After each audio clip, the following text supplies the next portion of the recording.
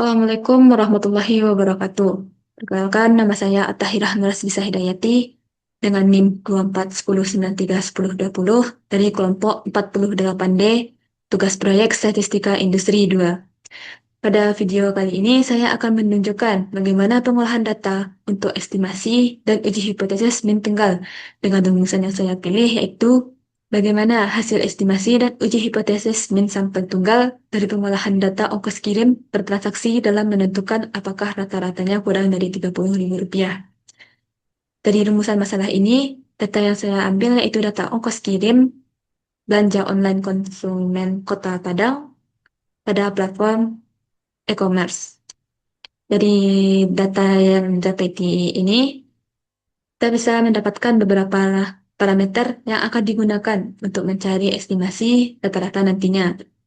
Beberapa parameternya yaitu ada jumlah data atau N, terus ada rata-rata sampel atau X bar, ada standar deviasi atau sigma, eh, ada tingkat signifikansi atau alfa, dan nilai Z alfa per 2-nya. Untuk mencari nilai N atau jumlah datanya, kita bisa pada Excel kita bisa menggunakan rumus count. Itu kita tulis sama dengan count, untuk kurung kita pilih data pertama, terus kirim, dan kita seret hingga data terakhir. Lalu tutup kurung, enter. Maka didapatkan jumlah datanya sebanyak 185 buah. Lalu untuk mencari rata-rata sampel, kita bisa pada Excel kita bisa menggunakan rumus average. Kita tulis, kita pilih kolom pertama data, dan seret lagi hingga data terakhir. Tutup kurung, enter. Maka didapatkan X-bar-nya yaitu Rp24.489. Selanjutnya untuk standar deviasi kita pada Excel kita menggunakan rumus stdef. Kita tulis stdef dot S. Kenapa pakai dot S? Itu karena kita mencari standar deviasi pada sampel. Lalu tutup kurung, kita pilih lagi data pertama, seret hingga data terakhir. Tutup kurung, lalu enter. Maka didapatkan nilai standar deviasinya yaitu Rp22.175. Sedangkan untuk alfanya kita memakai 0,05 atau 5%. Dengan tingkat signifikansi 5% itu kita menggunakan tingkat kepercayaannya 95%. Selanjutnya untuk mencari zat alfa perduanya kita menggunakan rumus norm.s dan inv. Jangan lupa menggunakan rumus absolut karena nilai Z alfa per 2 itu hasilnya tidak negatif. Kita tulis S dot.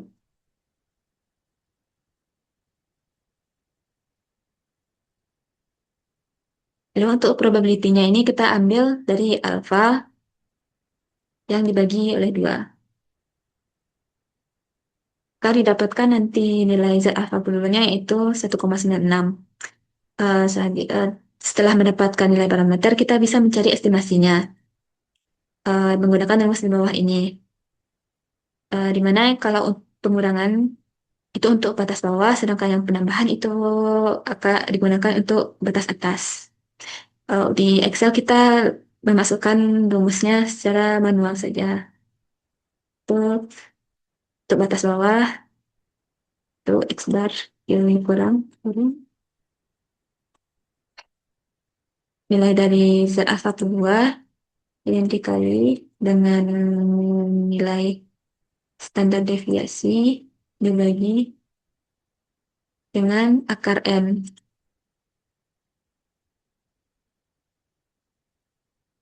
Maka didapatkan batas bawahnya itu Rp24.019. Dan ya untuk batas atas kita ketik secara manual, X bar ditambah dengan Z alfa per 2 yang dikalikan dengan standar deviasi dibagi dengan akar N.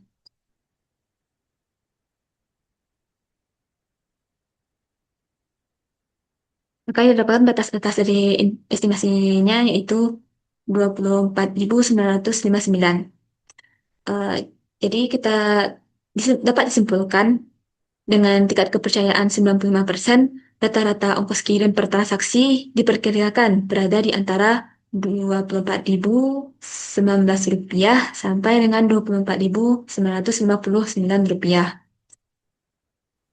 Selanjutnya kita akan melakukan uji hipotesis. Apakah ongkos kirim per transaksi yang dilakukan itu rata-ratanya kurang dari Rp30.000 atau sama?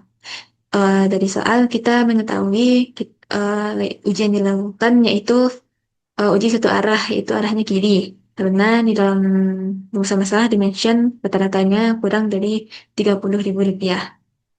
Langkah awal yang perlu yang kita lakukan yaitu menentukan hipotesis awal H0 dan hipotesis alternatif H1. Di mana H0 nya adalah mu sama dengan Rp30.000 dan H1-nya adalah mu kurang dari Rp30.000.